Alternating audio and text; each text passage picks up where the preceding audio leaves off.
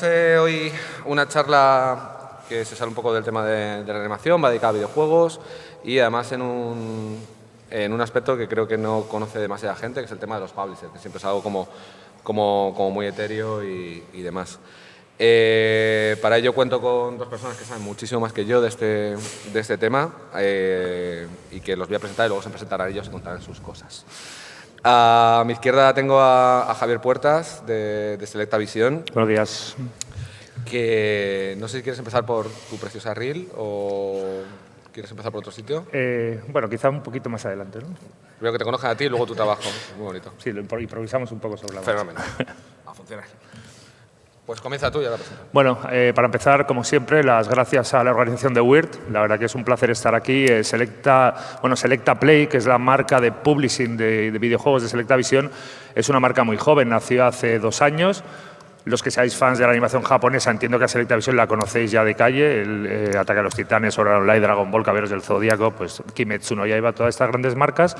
Y hace 2 años nos proponemos la loca idea de crear Selecta Play en un mercado que crece, pero en un mercado donde los lanzamientos son cada semana de digital y físico muchísimos, el que es muy difícil destacar. Así que nada, pues eso, vengo un poco, como decía Juanma, para hablar un poco de lo que hace el publishing y qué es lo que está buscando un publishing, pero creo que esto más adelante lo iremos profundizando en el tema. Y de nuevo, muchas gracias por invitarme y gracias por estar aquí. Y a mi derecha, no sé si hemos puesto el nombre de Adrián o de Ramón. Esta de Adrián, creo. Está Adrián, bien. Pues a mi derecha tengo a Ramón. ¿Está ¿Ramón es Ramón? Ah, vale. No, aquí sí. Bien. Pone Ramón. Pues a mi derecha está Ramón Nafria, quien sea autóctono de aquí seguramente por alguna extraña razón, porque lleva dando la turra 25 años con esto, le conozca. Y quien no, pues él se va a presentar y nos va a contar qué está haciendo en Neo Doctrine. Bueno, en este caso, Adrián, que tendría que estar aquí, me hubiera gustado más bastante porque así veía esto, pero ha tenido un problema de salud y no ha podido venir. Entonces, el tema con Neo Doctrine es muy interesante. Que haya entrado Selecta, por ejemplo, en este universo también es bastante interesante, pero hasta hace 2 días había 400 empresas de videojuegos en España y ningún publisher que pusiera algo de dinero para hacer cosas. Neo Doctrine no es un publisher español, aunque Adrián, un humilde servidor y otra gente seamos españoles, es un publisher que originalmente nace en Xiamen, en China. Luego abre oficinas en Taiwán, que es la otra China, y ya sabéis que ahora tienen nada más un problemita entre ellos. Bueno, llevan 40 años con este problemita. Ahora. Pero ahora está como más candente. Están diciéndose cosas bonitas. Y entonces es un publisher que empezó como Another Indie Studio.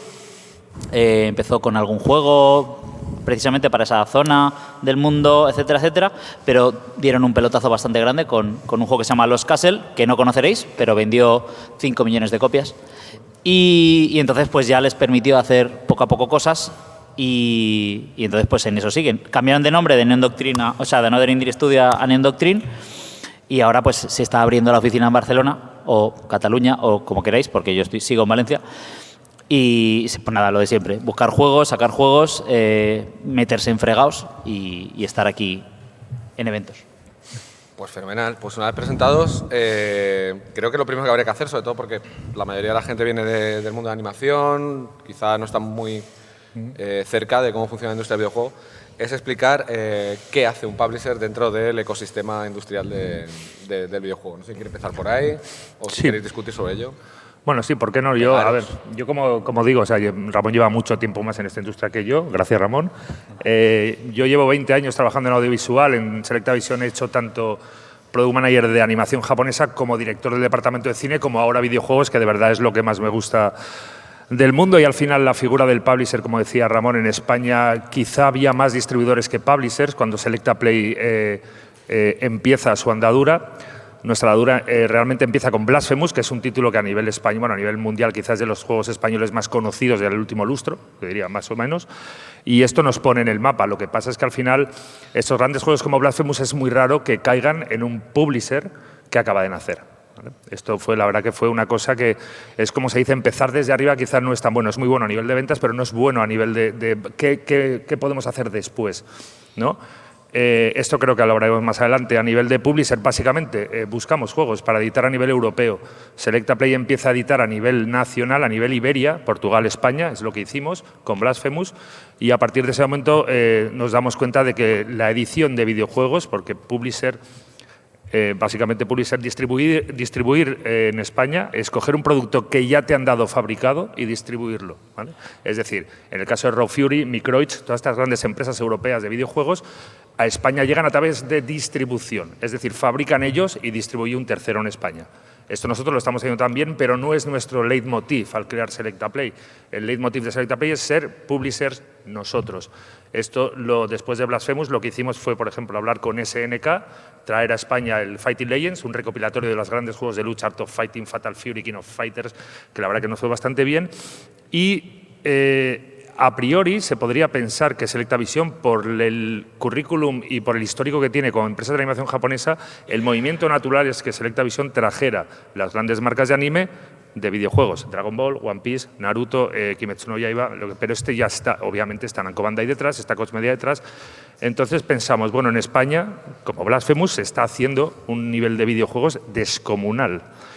Y de repente nos fijamos, por ejemplo, en Aeterna Noctis, que es el título en el que estamos trabajando ahora, en el que Selecta Visión es el publisher europeo. O sea, no somos los distribuidores y somos los publishers a la vez. Se puede dar el caso de que somos las dos cosas. Selecta Visión fabrica para toda Europa una edición coleccionista, una edición estándar y distribuye a toda Europa. Somos publishers y distribuidores. Si esa edición de Aeterna Noctis la fabricaran en Inglaterra y nos la enviaran, Selecta Visión sería distribuidor de ese juego para Iberia. Esa es la gran diferencia al final. Y lo que nos dimos cuenta es que en España no hay publishers independientes, hay distribuidores y publishers independientes. Ese es el hueco que queríamos llenar nosotros. Bueno, alguna cosita hay. Si no mal recuerdo, está la gente ahí, que ahora no me acuerdo. Pablo de la Nuez, a ver si me acuerdo del nombre de la empresa, Riser. Riser Games creo que era el único que era así de cierto tamaño, no muy grande, pero sí que estaba en ese espacio. Y luego sí que es cierto que trabajaban, por ejemplo, creo que la versión física del YouTubers Live la hicieron con lo que ahora es Playón, que han cambiado, Koch Media ha cambiado de nombre a Playón. Pero sí es cierto, ha habido un déficit de publishers de cierto tamaño en España, eterno. O sea, lo que sí que tenemos ahora es algunos publishers de fuera que tienen gente dentro, como por ejemplo Devolver, que sí que ya tenemos pues gente que está en España. La verdad es que era curioso porque Devolver sacaba como 2, 3, 4 juegos españoles al año y no tenían una persona dedicada en España. De Polonia sí que tenían gente dedicada y sí que hacían un montón de juegos polacos. Entonces, yo lo que sí que hablo que intento explicar lo que es un publisher, me refiero, ya es un poco viejo, pero me refiero a la primera edición de Operación Triunfo con Risto Mejide. Hay gente aquí en esta sala que no había nacido. Es posible, pero siempre pasa, ¿eh? Mi hijo tampoco había nacido, entonces siempre hay gente que no nació en ese momento. Pero bueno, Risto Mejide aún es personaje conocido y Operación Triunfo también es un programa conocido. Y entonces, en un momento dado, le coge a los chavales que estaban ahí cantando y les dice: yo lo que quiero hacer con vosotros es un producto. ¿Vale? Y eso es un poco lo que hace un publisher. Convierte un juego, que es una obra, en un producto. Para convertirlo, pues tiene un montón de herramientas. Y entre esas herramientas está el llegar a los mercados. Pero el que lleva a los mercados realmente es el distribuidor. La verdad es que a veces lo que ha dicho Javier. El distribuidor y el editor, que es publisher, la palabra española vendría a ser editor, es el mismo. Y yo creo que si explicamos editor, pues hay editor de libros, hay empresas editoras de películas, hay un montón de editoras. Yo creo que así ya más o menos nos enteramos. Por ejemplo, la línea editorial de Devolver, que hemos dicho antes, está muy clara. Cuando alguien ve un juego, incluso a veces pasa, ¿no?, que ve un juego que no tiene editor, que es independiente, y dice: ostras, este juego para Devolver estaría bien, porque sabes más o menos qué es lo que quieren. Y Raw Fury, por ejemplo, que también tiene una línea editorial clara, o otros. Selecta, por ejemplo, podría tenerla, lo que habéis dicho, de esa unión que podría haber con el tema del anime, con el tema de la cultura japonesa. Neon Doctrine, por ejemplo, uno de los puntos en los que nos hemos hecho fuertes es en el rollo juego de terror creepy, por así decirlo. También es un tipo de juego que sabemos mover y ahí ha funcionado bastante bien. Entonces, eso es más o menos, yo creo que esa sería la mejor manera de explicar qué es un publisher o un editor. Sí, por trazar un símil, en cine sería como A24, que es muy reconocible, o Blumhouse, o cualquiera de estas. Annapurna. Annapurna. Bueno, Annapurna también Están tiene los una parte dos. de videojuegos. Claro. Sí. También para entender completamente el ecosistema. Alguien está realizando un proyecto, alguien se encuentra bueno, pues desarrollando un juego. ¿En qué momento, en qué estado ha de empezar a buscar un publisher? ¿Qué labor, mientras ya no con el producto terminado, sino mientras está realizando, ha de hacer o se hace o debería hacerse por parte del publisher dentro de ese proyecto para convertirlo en producto industrial? A ver, al final, bueno, os lo digo desde el punto de vista porque como yo he trabajado en varias áreas, siendo editor, he sido editor de cine, de anime y de videojuegos. Al final te tienes que creer el producto y cuanto más desarrollado es el producto, menos posibilidades tienes de que seas tú el que se lo lleve. Es decir, yo creo, bajo mi experiencia, que si confías en un producto antes de que la idea o de que se vea que es un producto atractivo, si apuestas por ello antes, es mejor. Pero que al final la labor de un editor es más equivocarse. A ver, a nivel etéreo es mejor equivocarse. A nivel business estás en la calle, ¿vale? Pero lo que quiero decir es que un gran editor o un buen editor se tiene que equivocar para saber por las tendencias del mercado, dónde van y a dónde vienen. Es muy fácil, decía antes, es muy fácil empezar en videojuegos lanzando Blasphemous. Claro, es genial. Yo empecé con cine estrenando Your Name. Claro, estupendo. Te puedo decir una cosa, Javier. Es que has sacado el ejemplo de Blasphemous y me viene muy bien. En el Barcelona Games World o lo que sea del año 2016 nos presentaron Blasphemous. Yo estaba en otra empresa y yo llevé a la persona que estaba por encima mío Blasphemous, que hacía de editorial en este caso, y le enseñé lo que nos había enseñado Mauri y me dijo, está muy verde.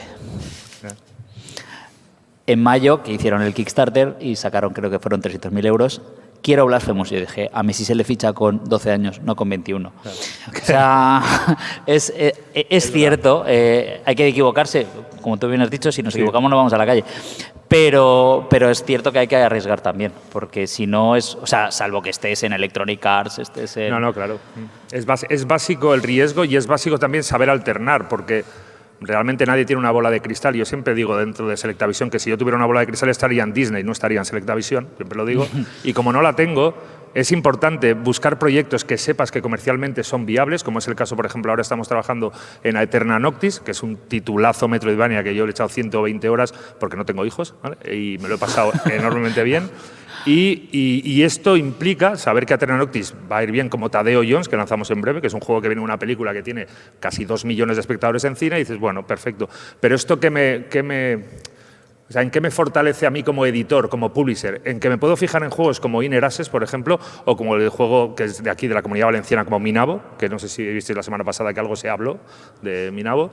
Y son proyectos que a lo mejor tienen dudas a nivel comercial, pero a nivel desarrollo, a nivel de lo que es el juego, te apasionan. Dices, yo no sé lo que puede llegar a vender este juego, pero realmente necesito sacar este juego. Por eso la figura del editor al final es intentar ir navegando entre la comercialidad y las apuestas que te dice tu cabeza o en el caso de tu corazón si el juego va a ser viable económicamente o no, porque al final la figura del publisher es verdad, que no lo hemos comentado, que es adelantar, o al menos en el caso de Selectaplay, nuestra figura es adelantar toda la inversión que necesite un equipo de desarrollo para que ese juego vea la luz. Se puede dar el caso en el que el estudio quiere hacer el digital por ellos mismos, el publishing digital es mucho más económico y fácil que el publishing físico, que es mucho más laborioso, y se puede encontrar el caso en el que te dan el físico y el digital, o el estudio quiere hacer el digital, o el digital ya lo tiene otro publisher, pero te dan a ti el físico. En eso hay muchas variaciones. No sé, he hablado de mucho tiempo, de muchas cosas en pocos minutos, pero bueno. Has sacado el tema de la pasta, que me estaba costando moverla bien. Voy a hacer un breve inciso. Estamos en una iglesia, por lo que sea. El siglo XV, además. Perfecto. Blasphemous se presentó en Weird también, en una iglesia. Fue un momento, quien conozca el juego, bastante curioso. Vale, os iba a preguntar sobre todo qué hay que hacer para que os fijéis. Yo que te quería, bueno, poco enlazando con lo de antes. Papel, no sí, has dicho antes lo de cuándo es el momento ideal para presentar un proyecto. Yo creo que el momento ideal está entre el prototipo, o sea, entre enseñar un prototipo funcional, lo que se llama una slice vertical, ¿vale? Que ves que todo el juego de un tirón, aunque sea 5 minutos de jugabilidad. y sin haber puesto aún el juego en Steam, ¿vale? O sea, si tú pones el juego en Steam, digámoslo así, ya empiezas a hacer que Steam funcione en la maquinaria interior, que puedes revertirlo, pero a veces hace que eso sea complicado. Entonces, eso sirve para que la gente te vea y dice, ah, mira, qué juego más interesante, pero también hace que el sistema interno que tiene Steam, los algoritmos y todas esas cosas que están ahora tan de moda, pueda hacer que, como de ese juego no se ha hablado, va pasando el tiempo y el algoritmo interno dice, oye, de este juego no se está hablando ahora, como que lo va ocultando. Entonces ya luego el publisher tiene que remontar, lo cual hace que ese proyecto sea más difícil luego de mover. Pero no crees, te digo porque me llega de cerca, que la gente está como muy de... yo lo cuelgo en Steam, se lo presenta al publisher con 3.000 me gustas, es como una especie de carta. Claro, eso, sí. Claro, pero es que eso debería ser el trabajo del publisher. O sea, conseguir esos me gustas debería ser el trabajo del publisher. El desarrollador tiene que hacer el juego, no venderlo. O sea, si lo hace todo el desarrollador, ya es un desarrollador. El desarrollador debería ser un complemento a la inversión y al trabajo del publisher para marketing, ¿no? O sea, sería un trabajo conjunto, pero es más del publisher, que al final es el que tiene que invertir en marketing. Tú puedes conseguir me gustas, digámoslo así, de otras maneras, pero no meterlo en Steam. O sea, en el momento en que metes en Steam es cuando dificultas la labor del editor. Tú lo puedes meter en Itch.io, lo puedes meter en YouTube, lo puedes meter en redes sociales, lo puedes meter en Kickstarter, puedes hacer lo que quieras. Pero el momento en el cual el reloj empieza a contar es cuando lo pones en Steam. ¿Qué tipo de juegos o de proyectos o no sé cómo decirlo, qué estilo buscan vuestros diferentes vuestras diferentes empresas y por qué? Mira, esto me viene muy bien porque sin haberlo preparado creo que es el momento de meter un tráiler de un minutito para que veáis un poco las variantes que puede tener el hecho de manejar un juego a nivel digital, a nivel físico, a nivel distribuidor, a nivel publisher o a nivel en otro continente, porque es diferente. Si os parece bien, os quito un minuto, vemos un poco un ejemplo de 4 o 5 juegos que ha lanzado Selecta Play en esos 2 años y si os parece bien los comentamos. Vale, pues a quien corresponda. Dentro del vídeo, porfa. Sí, ya está. Hasta hoy.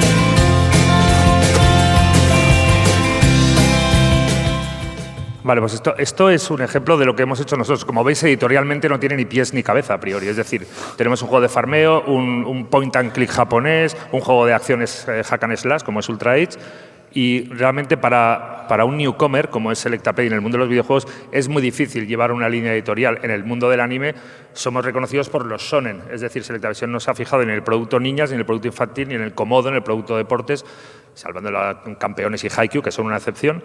Pero en el mundo de los videojuegos es muy difícil editorialmente decir quiero lanzar solo Metroidvanias. Es muy complicado. Es muy complicado. En nuestros 2 primeros años hemos lanzado entre Blasphemous, SNK y estos que habéis visto, que quizás son menos conocidos. Os digo un poco nuestra experiencia con Unreal Life. Unreal Life es un juego japonés, point and click, muy chulo, pero que nosotros solo lanzamos en digital, no hemos hecho edición física. Tenemos los derechos, pero de momento ha salido en digital. Y Selecta Visión es publisher digital y físico de ese juego. En el caso de Chrono Trigger somos publisher físicos. Es un juego asiático que pertenece a Team 17. Team 17 nos da a nosotros el poder de fabricar la edición física para Europa. El publisher digital es Team 17, pero el publisher físico es Selecta Play para toda Europa. Es decir, Team 17 cede los derechos físicos a nosotros. Y en el caso claro de Record of Lodoss War, que es un Metroidvania maravilloso, Selecta Visión es distribuidor para Iberia. Es decir, la edición la voy para allá. La ha fabricado Red Art Games, que es una gente francesa muy maja y con muy buenos juegos, y nosotros le hacemos el favor de hacer que mueva más copias en España usando un distribuidor local, como en este caso es Selecta Play. Y el caso de Farm Together es muy notorio porque Farm Together es un juego español que Selectavision editó en físico, único y exclusivamente en físico en Europa, pero que llamó la atención de publishers japoneses, y hace 5 meses lanzamos en Asia la edición física y digital de Farm Together a través de un partner asiático, porque desde España es muy difícil sacar el físico en Asia, y fue todo un éxito en venta, Farm Together. O sea, para veis un poco que a nivel editorial no hay ni pies ni cabeza. Tú lanzas un juego que te guste. Yo tengo tara con los Metroidvania, pero no puedo lanzar 40 Metroidvanias. Hay que ir eso de género en género. Y a nivel de publishing, puedes hacer el digital en otro territorio, el físico en Europa, distribución en Europa, poco en España, perdón, poco todo esto. Sí. Respecto a Neon Doctrine, bueno, un poco lo que he dicho antes, no sé si es por motivo de tipo de juego al que nosotros llegamos más fácilmente, o si es por presupuesto o por lo que sea, pero el tipo de juego que mejor nos ha funcionado ha sido siempre eso, el de terror sin ser Resident Evil, ¿vale? O sea, sin ser ese terror de zombies, violento, tal, sino, por ejemplo, hay un juego español que ha funcionado muy bien, que es Yuppie Psycho, por ejemplo, que es un juego sorprendente, es un juego de casi parece una vida aventura, pero empiezan a pasar cosas raras y luego funciona muy bien, sobre todo a nivel de redes sociales. O sea, la gente se obsesiona con el juego, hace fanart, lo pone, otra gente, uy, ¿qué es esto? Y va haciendo un boca a oreja que funciona muy bien. También hemos sacado Simulacra, por ejemplo, que Simulacra ya hemos sacado 3 entregas de Simulacra, y es un juego de terror en el cual llevas tú un móvil. Y originalmente era un juego de móvil, donde llevábamos un móvil, y entonces pues van pasando cosas chungas, y entonces pues lo mismo, a nivel de ventas ha ido ok, pero a nivel de visionados en YouTube es una barbaridad. O sea, tiene una cantidad de visionados en YouTube salvaje. Pero realmente, o sea, esto es como un poco circunstancial, un poco lo que has dicho, no podemos llevar una línea editorial. Si por nosotros fuera, a lo mejor hemos visto el Ultra Edge, por ejemplo. Ultra Edge es un pepino. O sea, si tuviéramos nosotros Ultra Edge, nos íbamos de fiesta. O sea, esto es así, ¿vale? Es un juego muy grande, es un juego de acción, es un juego potente. Ese tipo de juegos también nos interesa. Lo que pasa es que, por lo que sea, pues son difíciles de encontrar, difíciles de luego llegar a un acuerdo con la empresa que lo hace, etcétera, etcétera. Entonces, ese tipo también. Y en general cualquier juego que sea bueno. Ahora nosotros también estamos llevando Tamarindos, el juego de Jacob Jazz, que es un juego que es una marcianada. Y sería una pena que eso no saliera adelante. O sea, es un juego tan único, aunque no los podamos meter en ningún espacio, que nosotros queremos apoyar a lo máximo a Jacob para que haga su juego, que es su juego. O sea, venderá más, venderá menos, pero es lo que él quiere hacer, y ya ha demostrado con los juegos anteriores que es capaz de hacer una cosa chula. Entonces, pues, en general, cualquier juego que veamos que sea bueno, que podamos llevar adelante, entra dentro del catálogo. Luego está ya eso, hay circunstancias, ¿no? Que dices, pues imagínate, que nosotros encontramos Neon Ultra Edge y ellos también, y ellos ofrecen más, o acuerdos, o lo que sea, y se lo llevan ellos. Pues nada, así es la vida. A raíz de esto que comentas, de un poco llevar, conseguir publicar algo, a lo mejor como muy personal, como lo de Jacobo, a mí me llegan muchas veces las preguntas de hasta dónde os metéis en el desarrollo. Quiero decir, en esa parte, vamos a llamarla creativa, o qué tipo de seguimiento y qué tipo de, vamos a decir, intrusión realizáis durante la parte de desarrollo de videojuegos, qué mecánicas se pueden quedar fuera porque no son útiles, porque no van a vender, porque no se van a entender. Sinceramente, a nivel, o sea, por el pasado, más allá de hacer un control de calidad y ver que las cosas funcionan, lo normal es que no hagamos mucho más, porque es la obra del otro, no la nuestra. Pero sí que es cierto que, por ejemplo, China tiene unas normas de censura que a lo mejor no se conocen. Esqueletos. Por ejemplo. Esqueletos. Entonces, si el juego va a salir en China, no puede tener esqueletos.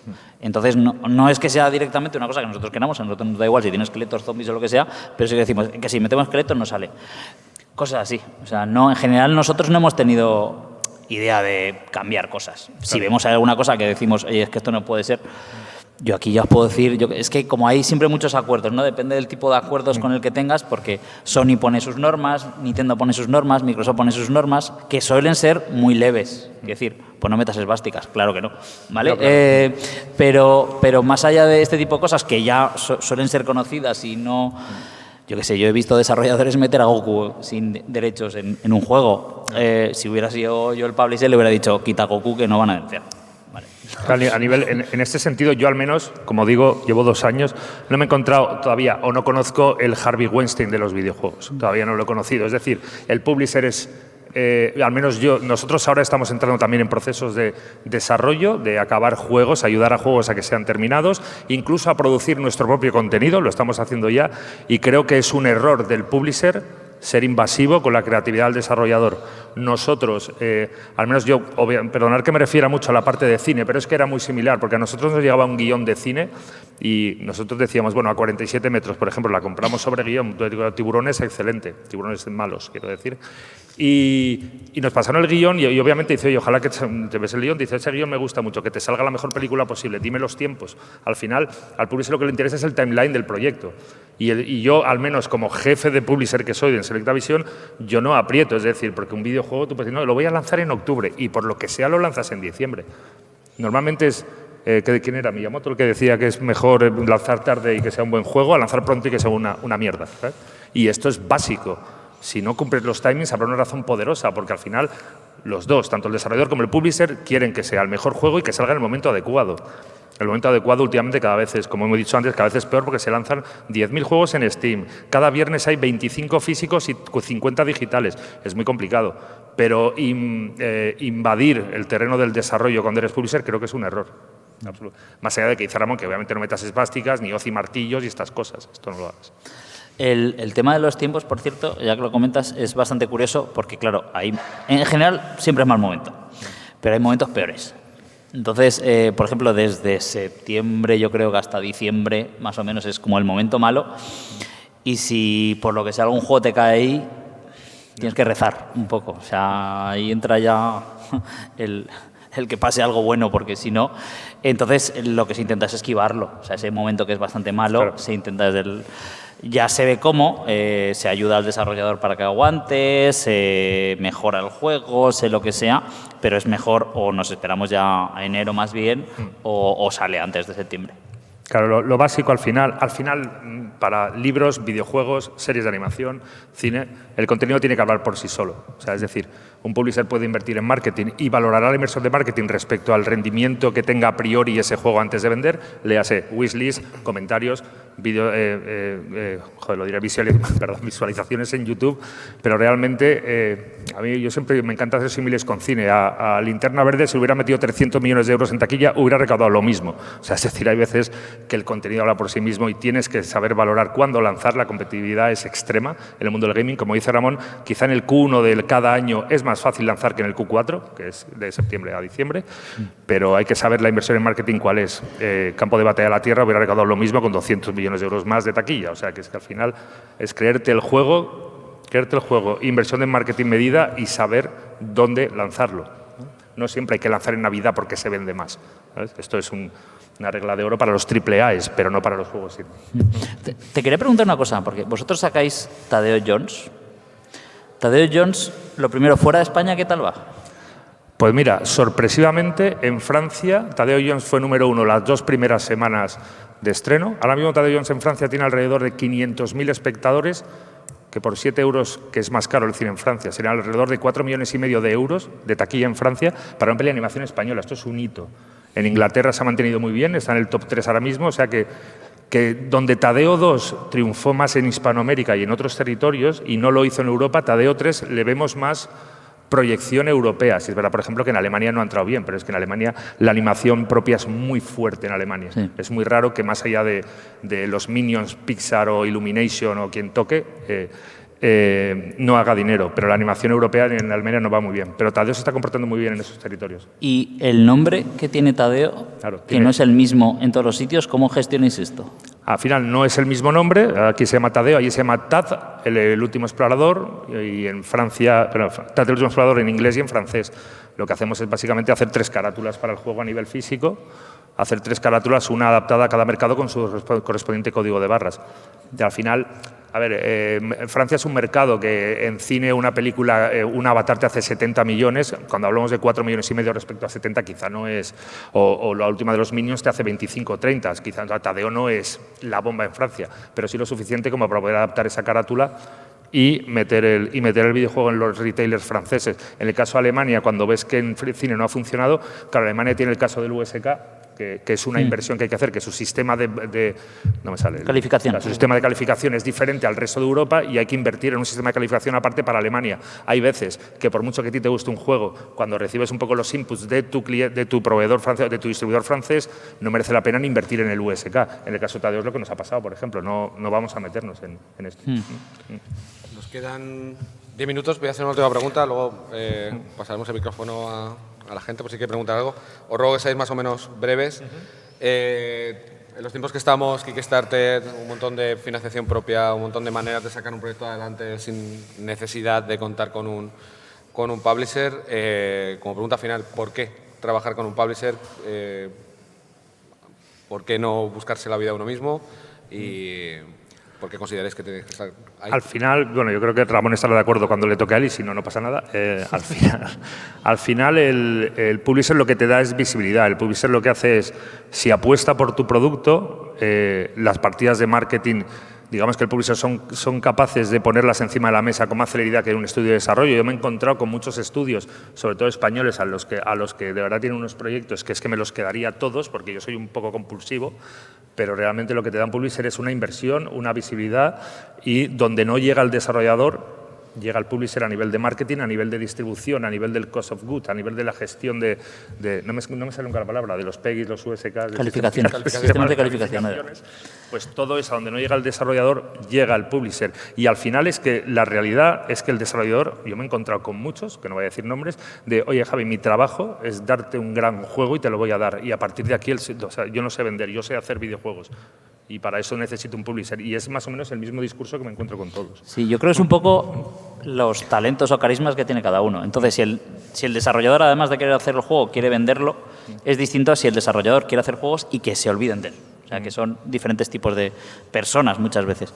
Entonces, si el desarrollador quiere también vender el juego, pues al final acaba convirtiendo su empresa de desarrollo en una empresa de desarrollo y distribución, que ya hay unas cuantas en España, o de publishing, que ya hay unas cuantas en España. Si en cambio quiere hacer el juego y que le dejen en paz, entonces es cuando un publisher entra, y de hecho así vienen muchos. O sea, hay mucha gente que te viene y te dice, yo ya tengo hecho esto, o ya lo llego a tener hecho, o sea, no quiero ni que me pagues dinero, quiero que lo muevas tú. Eso sí que nos pasa, y también pasa lo otro, ¿no? Lo de yo quiero hacerlo y me falta un poquito para rematar la faena. Vale, entonces es cuando podría hacerlo vía Kickstarter. A veces hay publishers que ayudan en los Kickstarters porque, vale, no lo montes tú, ya lo monto yo y tal.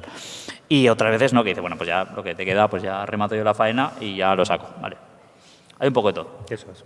Y luego está el tema de conocimiento de mercados.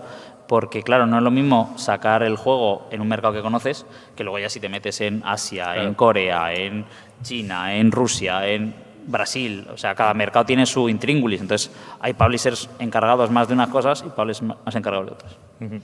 Eso es. Y al final sí que es verdad que yo al menos, como lo he vivido en todos los años que llevo en audiovisual, que el marketing de los videojuegos ya no es solo tanto lo que metas, sino lo que guste el proyecto. A veces es más importante que hablen bien de ti en Twitch o determinado influencer se encapriche de tu juego que a lo mejor un publisher como SelectaPlay meta 200.000 euros de campaña, ¿sabes? Y esto es algo que no pasaba hace 10 años. Esto ha sido el boom ahora de un marketing que no es del todo pagado, sino es de verdad de que me gusta lo que estás haciendo y lo quiero jugar en directo. Y esto es algo que hace 5 años no existía. Y estamos adaptándonos también a ello, por supuesto.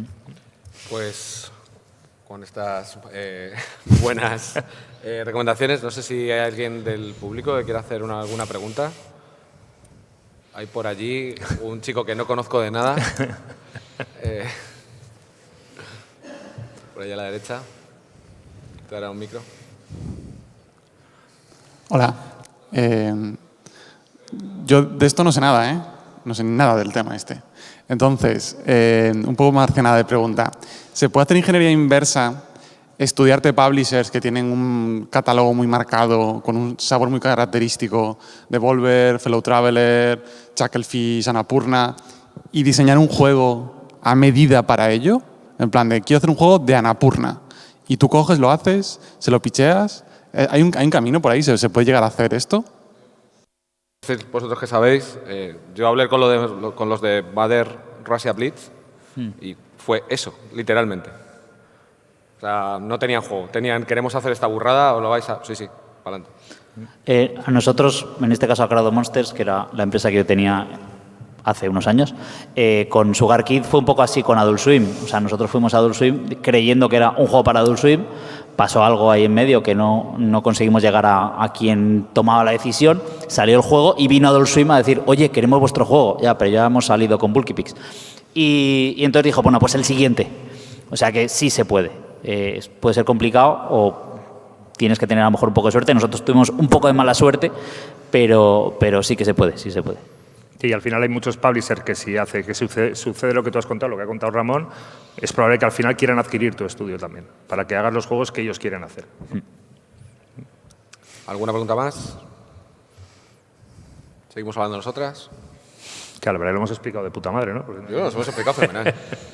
Tenemos una performance preparada, nos tirábamos harina, pero no va a pasar. Vale, mira, pues una pregunta se me ocurre. ¿Por qué no hay más publishers en España? O sea, ¿qué creéis que falta? ¿Por qué no hay más inversores en España? Vale, ¿y de dónde tiene que venir esa inversión? De la gente que tiene dinero. Entramos en un bucle. No estás en una fiesta. A ver, sí ¿Por qué la gente que sí tiene que es dinero cierto no que invierte en Vale, sí que es España? cierto que si hay inversión pública es más fácil que la inversión privada diga, ¿sabes? Entonces, como no hay inversión pública o hay muy poca o está muy poco visible, pues es posible que la inversión privada, que en cine sí que se mete, por ejemplo, pues no acabe de decir, pero sí que se va trayendo lentamente. O sea, quiere decir, de hace 5 años ahora, pues hay un poco más. Sí. Pero espero que haya menos que dentro de 5 años. Sí, yo la semana, a principios de esta semana hablaba con Game, por ejemplo, una reunión para hablar de Aeterna Noctis y los siguientes lanzamientos nuestros, y desde Game me decía, mira, hace 2 años nos poníamos de rodillas para que lanzaran juegos indies en España, porque no había, 2, 3 años. Y ahora nos ponemos de rodillas para decir que paren, por favor. Entonces, en 3 años lo que ha sucedido es que hay una explosión del mundo indie, y lo que sí es verdad es que en España no hay tanto publisher, porque realmente con que los haya en Europa ya es suficiente. Es decir, yo me pueden gustar mucho los videojuegos y hace un año ver tráiler de Eastward, Sifu, Stray y decir, este juego lo quiero. Pero claro, la competencia de un publisher no es a nivel territorio, no es a nivel de un país, es a nivel del continente. Es decir, si yo quiero un juego, estoy combatiendo con un publisher inglés, con un publisher francés o con un publisher alemán. Y es muy complicado. Por eso es muy difícil luchar a nivel de publisher en España. Porque obviamente en Europa hay mercados mucho más atractivos que España. España, a grosso modo, creo que es un 10% de la venta total en Europa. Imaginaros, Alemania es casi un 30%. Entonces es muy difícil desde España luchar para quedarte con un contenido que vas a lanzar en toda Europa, porque tu competencia no es como con Ataque a los Titanes, que compras solo España y te lo dan a ti. Tu competencia es toda Europa y es muy complicado. Hay que tener un pulmón financiero grande y saber muy bien lo que compras, porque en 3 títulos te puedes ir al carajo. Bueno, no. Y aparte, creo que vosotros empezasteis con la pandemia. Además, con lo además cual nos vino genial. a un desarrollador le costaba lo mismo acceder a vosotros, el idioma a lo mejor es la única diferencia, pero le costaba lo mismo hacer a vosotros que acceder a cualquier publisher del mundo. Sí. Ahora sí que ya se empiezan a abrir cosas y, por ejemplo, imaginaos este Wade mismo, ¿vale? Llegan aquí y enseñan, yo me acuerdo cuando enseñamos Gris en el Game BCN, enseñábamos Gris y no estaba Devolver por medio, estaban haciendo una hoja de cálculo sobre vamos a conseguir este juego con 300.000 euros y lo enseñamos ahí. Imagínate que ahí hubiera un publisher. Ese publisher dice, lo quiero, me lo llevo. Y entonces si hubiera sido, yo qué sé, Avilite, por ejemplo, que está en Barcelona, ¿vale? Pues hubiera dicho, ostras, me lo llevo, pongo los 300.000 pavos y para mí. Y entonces hubiera tenido un súper éxito. Devolver ahí hubiera llegado tarde. Claro. Pero ahora es más difícil. Ahora que se vuelven a abrir las cosas, pues puede aparecer una joya y que digas, vamos allá. ¿Hay algún publisher entre el público? Ahí tienes a Juan. Hola, Juan. Compra juegos a la gente. Pero Bueno. es importante lo que dice Ángel, porque yo, por ejemplo, a veces me siento ahora mismo como George Clooney en Up in the Air. O sea, yo no estoy en la oficina. O sea, yo llevo 3 meses que no he estado en la oficina. Llega un momento que creo que es lo que hay que hacer para descubrir proyectos que de otra manera no descubrirías. Si esperas a que te lleguen a ti, estás muerto, sobre todo siendo un newcomer como es Selecta Play en este caso. O sea que, aparte de como casi no hay ferias de videojuegos, os podéis imaginar, ¿no? Que levantamos una piedra y hay 20 cada fin de semana. Entonces, pero ¿y en qué feria estará el siguiente Gris, el siguiente Blasphemous, el siguiente Aeterna Noctis? Eso es lo que hay que buscar. Pues acabamos ahora mismo a 0-0. Esto está fenomenal. Muchísimas gracias por venir. Creo que no sé si nos vamos a comer ya Un poco, ¿no? o no. Muchísimas gracias al Weir por no plantar esta charla por primera vez a las 10 de la mañana. Y nada, que nos vemos por aquí. Gracias a todos. Muchas gracias. Gracias.